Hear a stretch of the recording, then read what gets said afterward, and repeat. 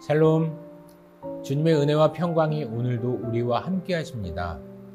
말씀을 통해 힘을 얻고 기쁨으로 걸어가시길 바랍니다. 말씀을 보도록 하겠습니다. 또 노수로 받침수레 열을 만들었으니 매 받침수레의 길이가 4규빗이요 너비가 4규빗이요 높이가 3규빗이라. 그 받침수레의 구조는 이러하니 사면 옆 가장자리 가운데에는 판이 있고 가장자리 가운데 판에는 사자와 소와 그룹들이 있고 또 가장자리 위에는 놓는 자리가 있고 사자와 소 아래에는 화환 모양이 있으며 그 받침수레에 각각 4 놋바퀴와 노축이 있고 받침수레 4발 밑에는 어깨 같은 것이 있으며 그 어깨 같은 것은 물두멍 아래쪽에 부어 만들었고 화환은 각각 그 옆에 있으며 그 받침수레 위로 들이켜 높이가 1규빗 되게 내민 것이 있고 그 면은 직경 1규빗 반 되게 반원형으로 우묵하며 그 나머지 면에는 아로 새긴 것이 있으며 그 내민 판들은 네모지고 둥글지 아니하며 4바퀴는 옆판 밑에 있고 바퀴 축은 받침수레에 연결되었는데 바퀴의 높이는 각각 1규빗 반이며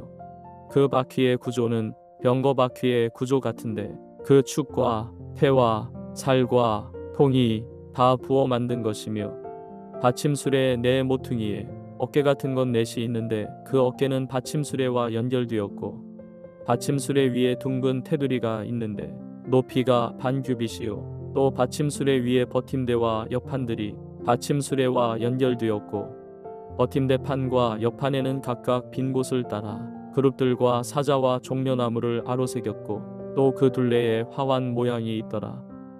이와 같이 받침수레 10개를 만들었는데 그 부어 만든 법과 크기와 양식을 다 동일하게 만들었더라. 또 물두멍 10개를 노수로 만들었는데 물두멍마다 각각 40밭을 담게 하였으며 매 물두멍의 직경은 4규빗이라. 10받침수레 위에 각각 물두멍이 하나씩이더라. 그 받침수레 5은 성전 오른쪽에 두었고 5은 성전 왼쪽에 두었고 성전 오른쪽 동남쪽에는 그 바다를 두었더라. 사랑하는 성도 여러분, 열왕기상 7장은 성전 기물들의 세부 구조를 매우 자세히 기록합니다. 오늘 본문은 놋 받침대 혹은 수레 모양 물두멍이라 불리는 기구들에 대한 묘사입니다. 놋바다라는 큰 물두멍만 있었던 것이 아니라 성전 뜰 곳곳에 작은 물두멍들이 10개나 더 놓여 있었습니다. 이 물두멍은 받침대 위에 얹혀 있었기에 이동이 가능했고 제사장들이 제사를 드리며 반복적으로 손과 발을 씻고 제단을 정결하게 유지하는 데 사용되었습니다. 언뜻 보기에는 복잡하고 기술적인 설명 같지만 성경이 이렇게까지 구체적으로 기록한 이유는 단순한 장식이나 기술이 아니라 거룩을 지키는 실천적 도구이기 때문입니다. 하나님을 예배하는 자리에서 정결은 선택이 아니라 필수였습니다. 오늘 우리는 이 본문을 통해 2가지 중요한 삶의 적용을 함께 나누고자 합니다. 첫째로, 신앙은 반복되는 작은 정결의 실천 속에서 유지된다는 것입니다. 놋바다는 성전 중앙에 크게 세워져 있었습니다. 그러나 제사장들이 매 순간마다 달려가기에는 불편했습니다.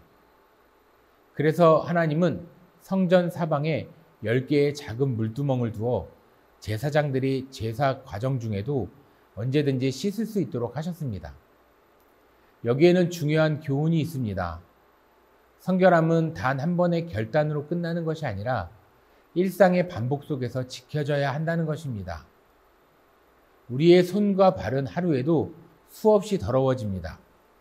마찬가지로 우리의 마음과 생각도 매일 세상의 먼지와 죄의 유혹에 물들어갑니다. 그래서 예수님께서도 누가복음 9장 23절에 날마다 제 십자가를 지고 나를 따르라고 말씀하셨습니다. 작은 정결의 습관이 모여 거룩한 삶을 만듭니다. 아침에 드리는 기도, 식사 전에 감사, 하루 마무리의 회개, 이 모든 것이 오늘날 우리의 작은 물두멍입니다. 혹시 우리의 성결함을 큰 순간에서만 찾고 있지는 않습니까? 어떤 특별한 집회, 성령 체험 같은 특별한 시간만 기다리며 평범한 하루 속에서는 정결을 잃어버리고 살 때가 많습니다. 그러나 하나님은 일상의 작은 순간마다 우리를 씻기고자 하십니다. 매일매일의 큐티, 기도, 회개가 우리를 살리는 것입니다. 그러므로 가정의 기도의 자리를 작은 물두멍으로 만드시기 바랍니다. 직장에서 말씀 한 구절을 붙잡고 묵상하는 시간이 작은 물두멍이 될 수 있습니다. 신앙은 바로 그런 일상의 반복 속에서 지켜지는 것입니다. 둘째로, 참된 정결은 그리스도의 은혜로 가능하지만 우리의 순종이 동반되어야 한다는 것입니다. 돛받침대의 또 다른 특징은 이동이 가능했다는 점입니다. 바퀴 달린 수레 모양이어서 성전 곳곳으로 옮겨 다니며 필요할 때마다 정결을 유지하게 했습니다. 이것은 성결함이 특정한 한 장소에만 머물지 않고 삶의 모든 영역으로 확장되어야 한다는 사실을 보여줍니다. 오늘 우리도 마찬가지입니다. 예배당 안에서만 깨끗해야 하는 것이 아니라 가정과 일터, 인간관계, 돈을 다루는 일까지 삶의 모든 영역에서 정결해야 합니다. 예배의 하나님은 가정의 하나님이시며 직장의 하나님이십니다. 물론 우리는 스스로 완전히 깨끗해질 수 없습니다. 그래서 예수 그리스도의 십자가 보혈이 우리를 씻기신 것입니다. 그러나 동시에 주님은 우리에게 순종을 통한 성결함을 요구하십니다. 고린도후서 7장 1절은 이렇게 말합니다. 육과 영의 온갖 더러운 것에서 자신을 깨끗하게 하여 하나님을 두려워하는 가운데 거룩함을 온전히 이루라고 합니다. 이미 주님의 보혈로 우리를 의롭다 하셨지만 성령과 동행하는 삶을 통해 우리는 날마다 성결함을 실천하는 순종으로 살아가야 합니다. 사랑하는 성도 여러분, 교회에서만 아니라 가정에서도 언어를 거룩하게 하시기 바랍니다. 또한 직장에서 정직을 지키는 것이 바로 움직이는 돛받침대와 같습니다. 신앙은 주일 하루의 정결이 아니라 삶 전체의 성결함을 요구합니다. 결론을 내리겠습니다. 사랑하는 성도 여러분, 우리의 삶은 거룩함을 담는 받침대입니다. 솔로몬 성전의 돛받침대는 화려한 장식품이 아니었습니다.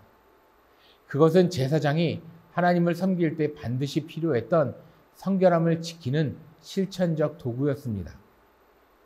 오늘 우리의 삶도 마찬가지입니다. 우리는 모두 하나님의 성전에서 성결함을 담는 작은 받침대와 같습니다. 우리의 작은 순종, 반복되는 기도, 말씀 묵상, 정직과 성결함의 선택이 하나님의 성전을 빛나게 합니다. 작은 물두멍처럼 매일의 신앙 습관으로 자신을 씻으시기 바랍니다. 바퀴 달린 받침대처럼 삶의 모든 영역에서 성결함을 실천하시기 바랍니다. 하나님께서는 그런 성도를 통해 오늘도 당신의 성전을 지켜가십니다. 우리 모두가 성결함을 지키는 작은 받침대가 되어 하나님 앞에 온전한 예배자로 서기를 주님의 이름으로 축복합니다. 기도하겠습니다. 하나님, 매일의 기도와 말씀 묵상, 회개의 자리를 삶의 작은 물두멍으로 삼아 단 한 번의 결단이 아닌 반복되는 작은 정결의 실천 속에서 거룩함을 지켜나가게 하여 주시옵소서. 우리의 삶이 하나님의 거룩함을 담아내는 받침대가 되게 하셔 매일의 작은 순종들이 모여 주님의 교회를 빛나게 하고 온전한 예배자로 하나님 앞에 서게 하여 주시옵소서. 예수 그리스도의 이름으로 기도를 드립니다. 아멘.